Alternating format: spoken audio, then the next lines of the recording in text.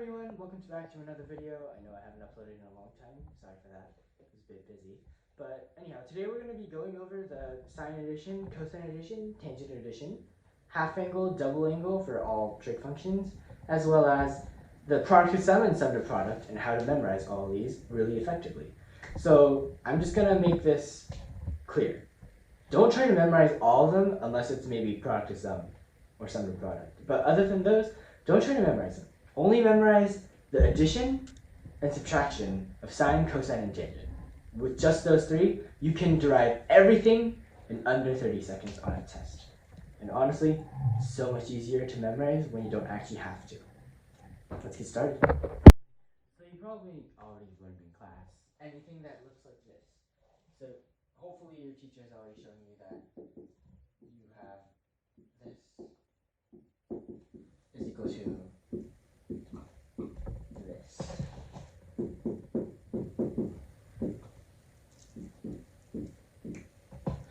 And this is actually just one of those things that you need to start out with, and I'm just going to show you the cosine one as well. Pretty much the same thing, it's just that the cosines are brought together. And hopefully this isn't unfamiliar, because your teacher should have gone over this. But if not, bear with me here. I'm just going to show you how you could derive. Oh, it's not that. I'll just show you how to derive most of it from this real quick. So that's sine A, sine B. So, a little funny thing about this. If you were to have to, these are just both the sine and cosine additions. So if you were to do sine subtraction, for instance, sine A minus B instead of sine A plus B, what you would do is you would basically just turn that into sine A plus negative B. So you're literally just plugging in that negative B into here. So we already know that the cosine is an even function, while sine is odd. So what that means is that whenever you plug in a negative into a cosine, you're just going to get a positive value back. So for instance, we'll have that cosine negative B is equal to cosine B. However, because sine is odd, it's going to have a negative value. So if you were to plug in sine of negative B, you would get negative sine B as your result. So what that would make this become is you would get that is equal to sine A cosine B, because remember, if you plug in negative p into cosine, you get a positive value. But because the sine becomes negative, you get a minus sine B cosine A. So it's literally the exact same as the first equation if you look at it. All it is that this minus sign here has become changed. And remember that it just corresponds to that. Positive, positive, negative, negative. That's straightforward. Now doing the same thing with the cosine addition one, and then turning into a subtraction, you have cosine of A minus B. Again, turn that into cosine A plus negative B. And then you end up getting, those are both cosines, and therefore you get positive values for both of them, cosine A and cosine B. But that negative B right here, if you were to plug that in over here, that would become negative. So you would get a positive value. Sine A, sine B, just like that. So unlike for sine, where the pluses and minuses will match up, for cosine they are inverted. So if you have a plus AB, like A plus B here, you're going to have a cosine A cosine B minus right here. Vice versa here. If you have cosine A minus B, you get a plus right here. So yeah, those are just the relationships with that. So a simpler way to write this would be like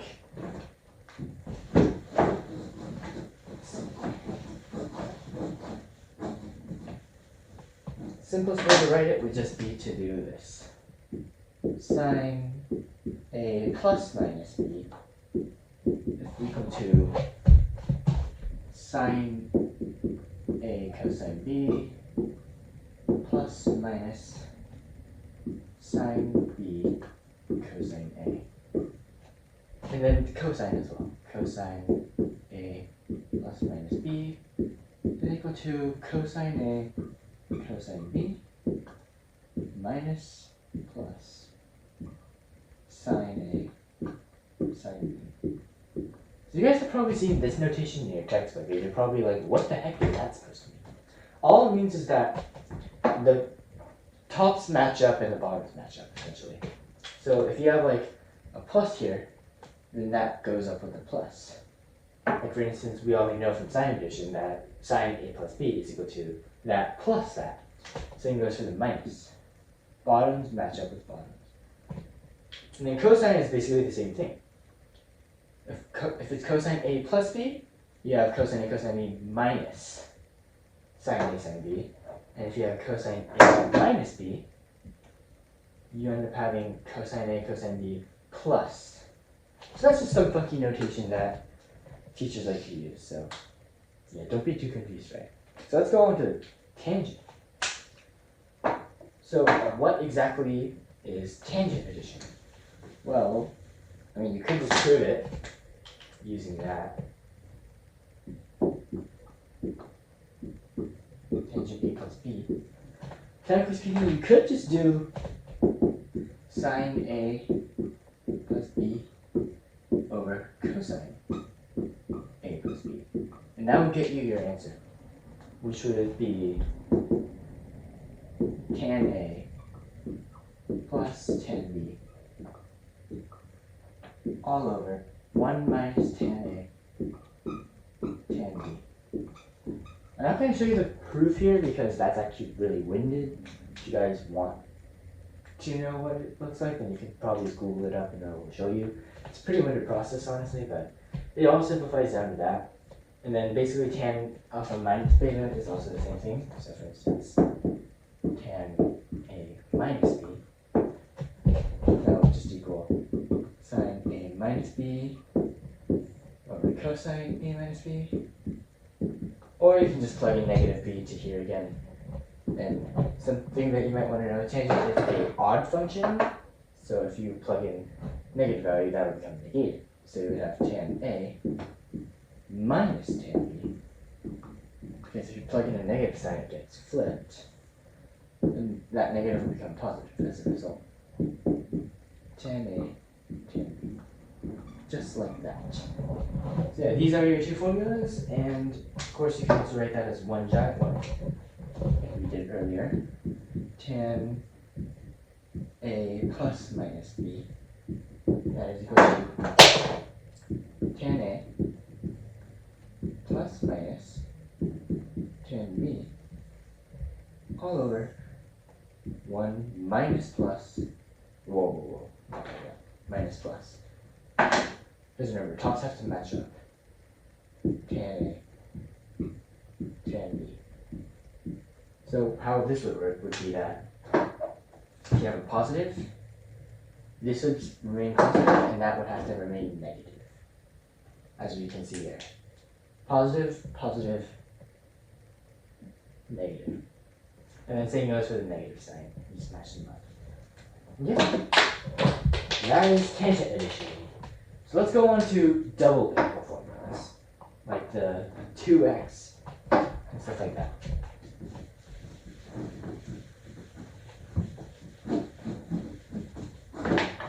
Alright, so for sine and cosine for double integral, you can literally just do a little trick. If you wanted to find that, you can literally just use the sum properties. For instance, you know that 1 plus 1 is 2. So you can just do sine x plus x. And what that gives you is, using the sine addition that we saw earlier, this is just sine x, cosine x, plus sine x, cosine x. So what that ends up becoming is just 2 sine x, cosine x. Again, hopefully all these are just refreshers and just like showing you something that the teachers hopefully went over in class. But yeah. Not too complicated just yet. So you have this for sine 2x. And Now time for cosine 2x. Now cosine 2x actually has a multiple of ways to do it. I'm just going to go with all three. So cosine 2x. Again, just doing the cosine x plus x. You can turn that into cosine x minus sine x. And what that ends up becoming is cosine squared x minus sine squared x. So this is probably the most generic form that you guys have seen. However, as you guys hopefully know already, you can also use the property of, what is it? Sine squared x plus cosine squared x equals 1. So how you would use that right there is you could just substitute it in. For instance, cosine squared x would just equal 1 minus sine squared x. In other words, that also equals 1 minus sine squared x. Right? Because that's cosine squared x. Plug that in. Minus sine squared x. And that would give you the same thing, which will make that equal to 1 minus 2 sine squared x. Using a similar concept, this time plugging in for sine instead of that, you would have 1 minus, so you would have cosine squared x minus 1 minus cosine squared x. And that just gives you 2 cosine squared x minus 1. So yeah, these are the three forms that cosine 2x can take on. And honestly, you're probably going to use all of them, but most likely this is going to be the most common one. So a little trick that I like to use for memorizing this is that cosine 2x, I always remember that the cosine comes first. And then whenever just plugging it in, I mean, you could always just write it right off the bat. Or you can remember that cosine is the positive, whereas whenever 1 comes first, the sign has to become negative. So yeah, I just always match up the cosines as the first thing, and that they're always positive. Yeah, that's my little mnemonic trick right there. And now time for tangent double angle. That one's also pretty easy. We're just using the same concept once again.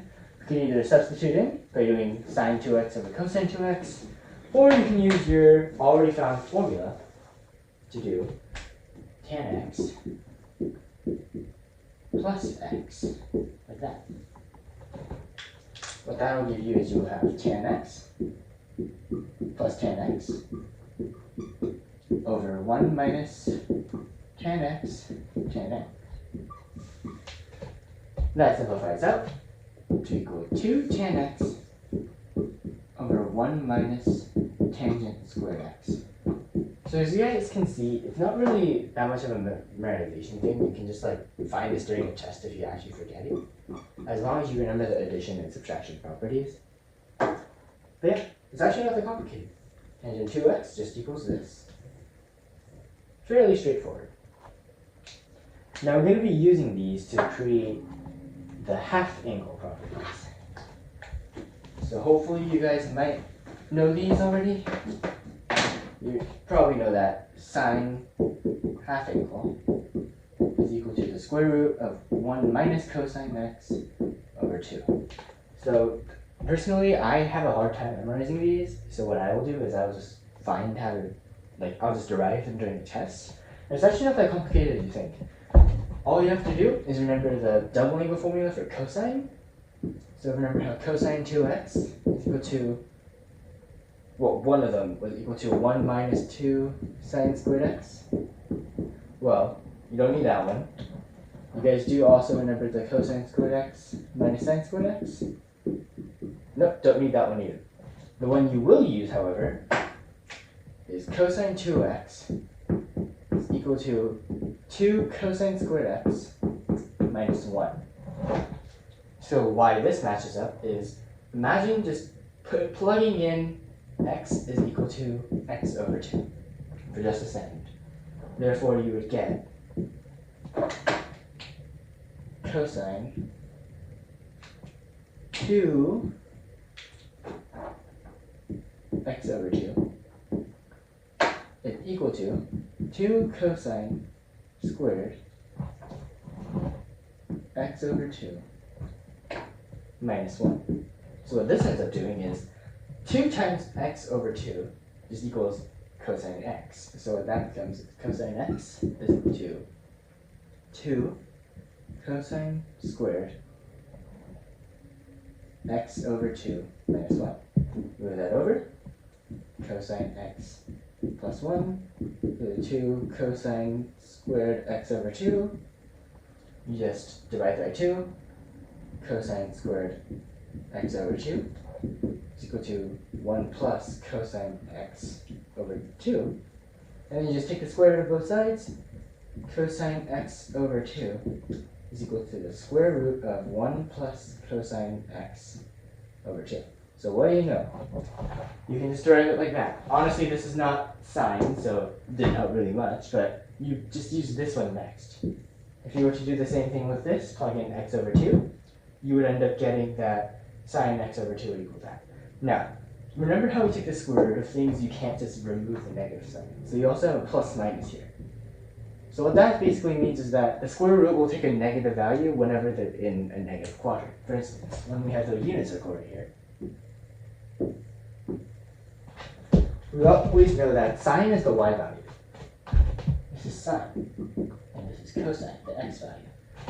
Whenever we're on the negative side, we have to have a negative value. But square roots can't really go negative. So what happens is, always check for the quadrant. If it's in a negative quadrant and like cosine is negative here, we'll just have to plot the negative sign, and that's all it is. See it?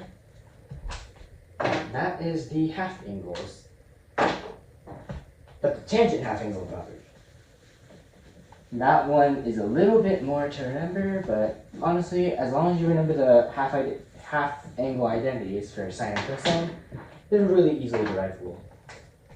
Again, we just use tan x over 2 is equal to, we're not going to use the doubling identity for tangent yet, but we're going to instead do sine x over 2 over cosine x over 2. And what this does is that we have square root 1 minus cosine x over 2 over the square root of 1 plus cosine x over 2.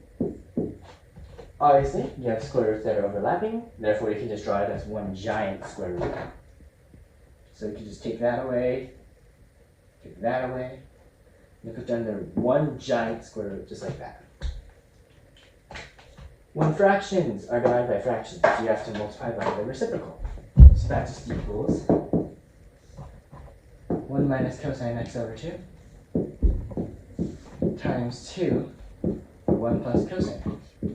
You have to flip the fraction. What that ends up happening is you have the cancellation of the 2's.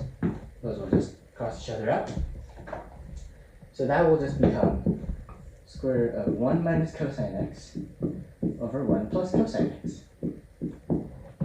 So that is the generic form that your teacher will probably tell you about, but you can do a little trick here to actually find different forms. So if you were to multiply both the top and the bottom of that square root, so if I were to do this,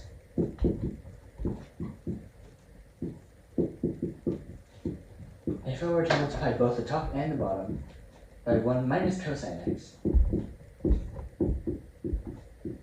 what will end up happening is they will become this. If you multiply those bottom parts together, you will get 1 minus cosine squared x. Whereas the top, we're not going to expand just yet. That's just 1 minus cosine x squared. Remember that those are always in square root. From the previous identity, sine squared plus cosine squared is equal to 1. That just equals sine squared, and that's just the square. So you can just take out the square root, and that will become sine x over 1 minus cosine x. So that's how you find that.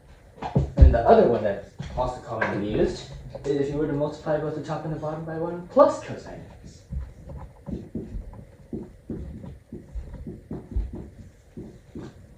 So if you want to multiply both the top and the bottom by 1 plus cosine x instead,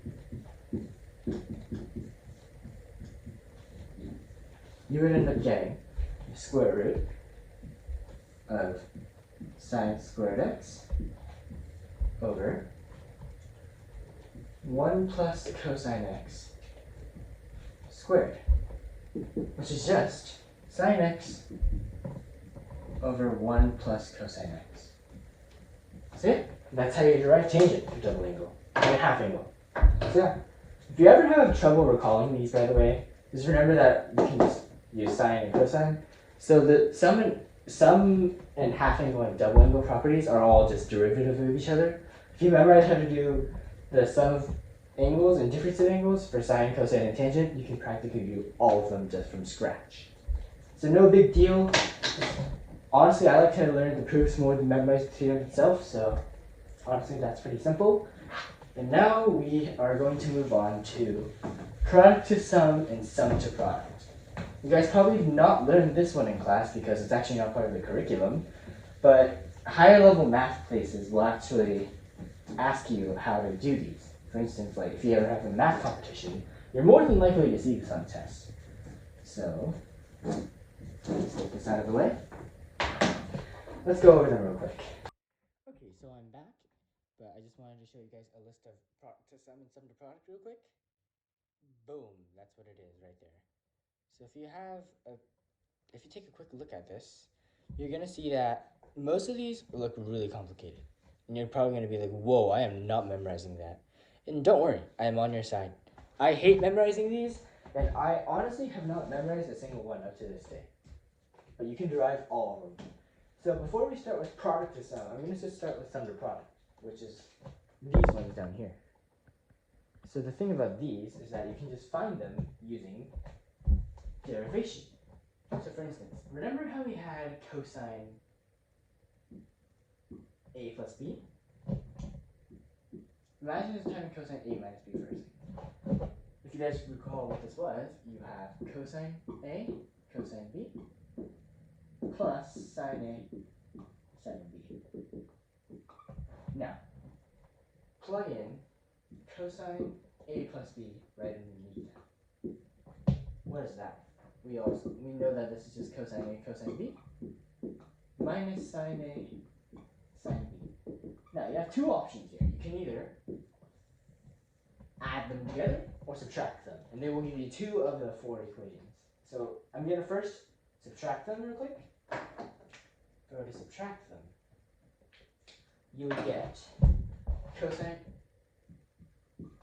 a minus b plus, not plus, minus, because you have that minus sign right there, subtraction cosine a plus b is equal to, well, first of all, if you subtract them, these two will just cross themselves out, just like that. And you will have that those should become added together. So that would become 2 sine a, sine b. How convenient.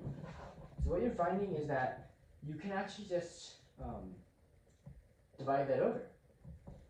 So you get your first product to sum right off of that. Sine a, sine b is equal to 1/2 of cosine a minus b minus cosine a plus b. So yeah, if you guys want to know which one that one is right here.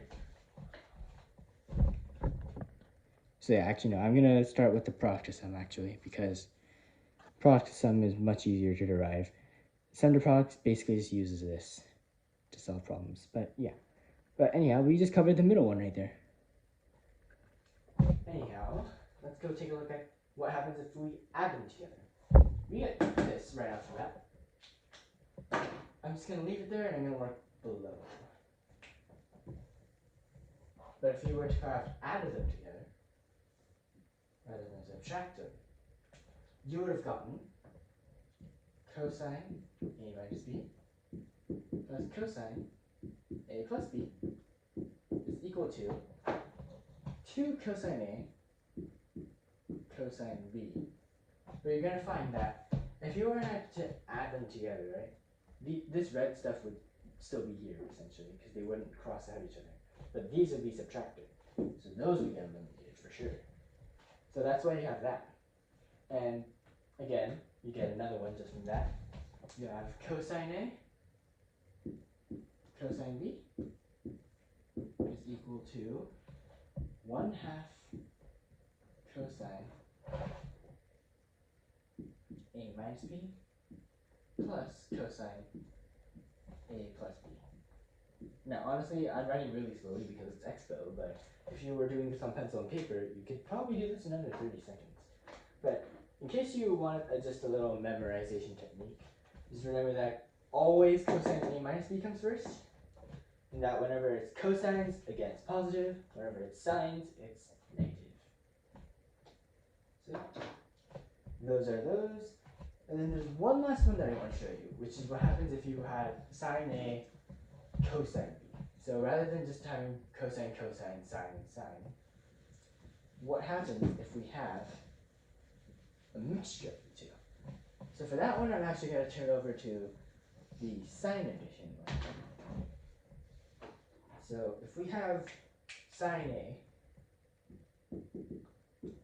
plus B, just like that, remember that that just equals sine A cosine B plus sine B cosine A. And then also remember that sine A minus B is equal to sine A cosine B minus sine B cosine A. So again, you have two options. You can add them together or subtract them. Either way, it doesn't really matter that much, because if you were to just subtract them,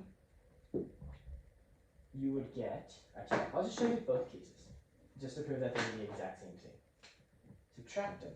You have sine A plus B minus sine A minus B is equal to, those are cancelled out, you would get 2 sine B cosine A.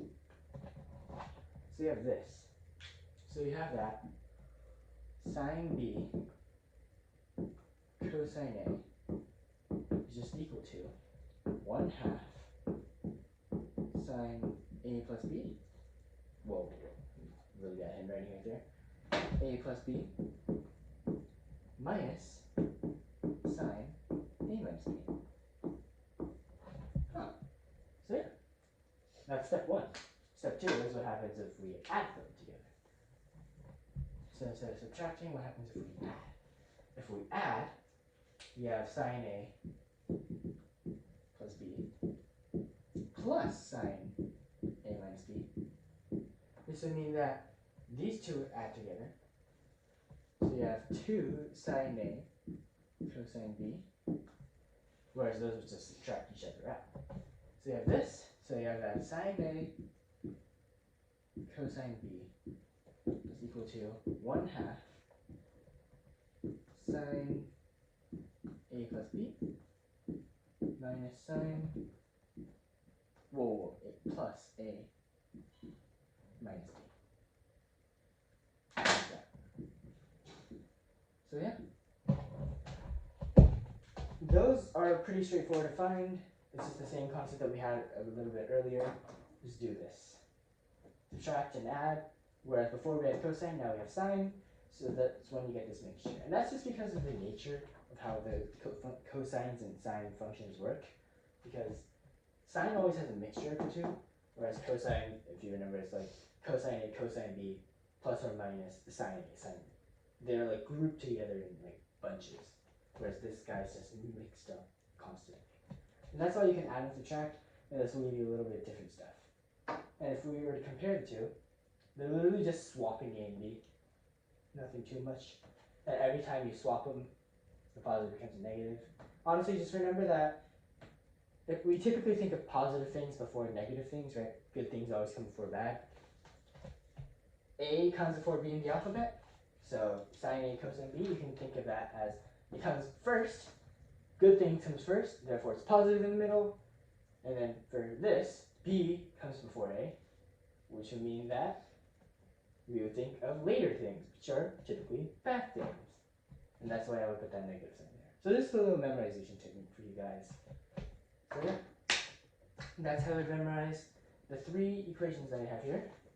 I don't have that last one on, but yeah, that covers all 3 of these. So yeah, I just gave you a bonus one. But for sum to product, you have a little bit more of a humongous workload to find. So these are always the ones that I always get mixed up on because they're just, holy, so much to find. You have to actually use these to find that. So if this ever comes up on a test, I typically be like, okay, this is one of the only things I actually have to memorize, because if I do not memorize this, I will have way too little time to actually find this. The other ones, fairly simple. You can just find them really quickly. But once you find these, you actually have to use product to sum to find sum to product. So how you would do that is, if you take a look at this substitution. Imagine that our a plus b, whenever you find this, you set that equal to x. Whenever you have a minus b, just change that into y. Whenever you have, okay, and then another thing is x equals a plus b, oh no. A is equal to x plus y over 2, and b is equal to x minus y over 2. So you're probably thinking, what the heck is he doing? Well, I'll show you.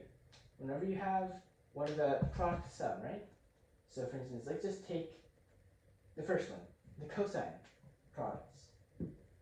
Cosine A, cosine B, and I have them sort of memorized. This is equal to 1/2 cosine A minus B. Actually, no, it's plus. Oh god, I didn't memorize it yet. Plus cosine A minus B. Just like that.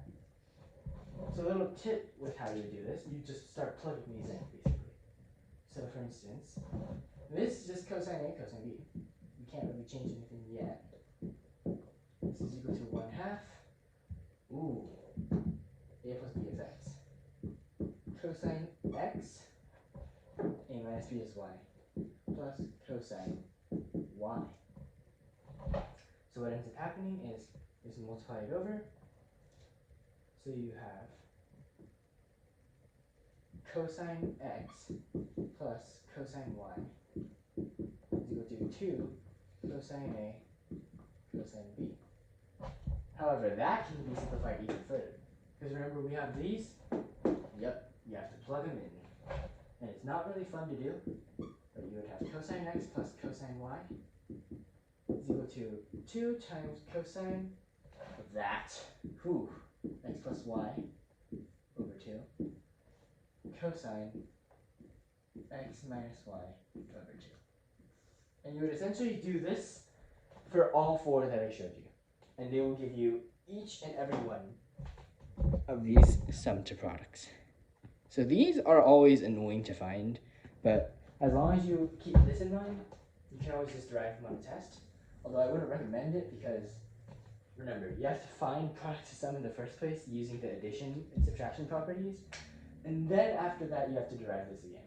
So not only is it a long time consuming task, it's like a ton of work.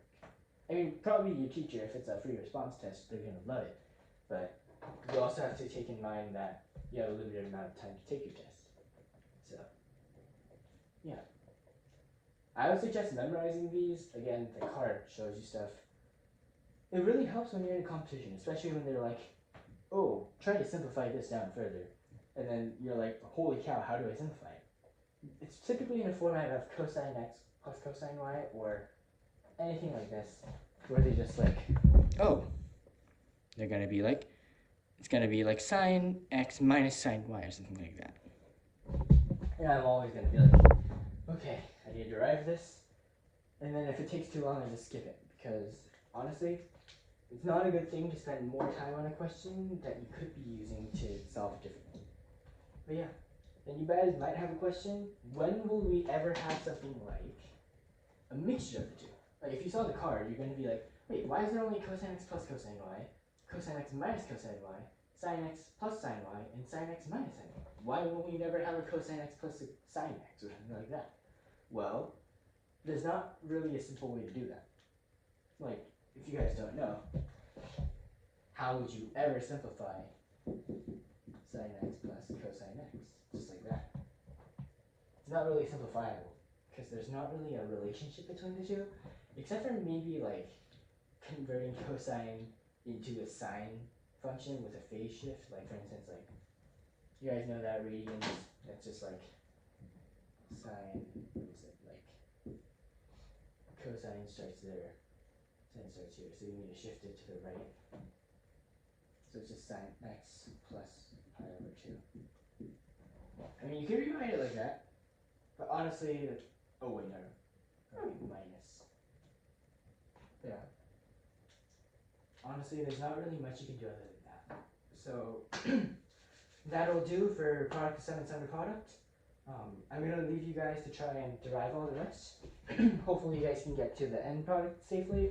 And if you cannot, just ask questions, maybe in the comment section or something. Then I'm going to be glad to help go over it with you. Maybe give me a specific part that you might be struggling on, or maybe just show me your work or something, I don't know. But one thing I really like doing is seeing what parts people like to mess up things in, and then finding it for them, and then showing them how they messed up. And their reactions are honestly pretty cool. Like, they're like, how did you find that one mistake in that enormous jumble of work? And I'm just like, well, honestly, if you know the processes, you can find the correct steps and which ones are wrong. So yeah, that's why I don't like to memorize formulas. I like to try and understand them. Hopefully you guys enjoyed this video. If you did, well, I'm glad it made your day. Hopefully this will help you study for a test coming up. I'm sorry that it's past midterms for high schoolers, but hopefully this helps in maybe finals. I don't know. If you guys have a review test or like starting this school year, then hopefully that's great. It's 2020. Hope you guys had a happy new year, and I'll be signing off this video. Bye, people.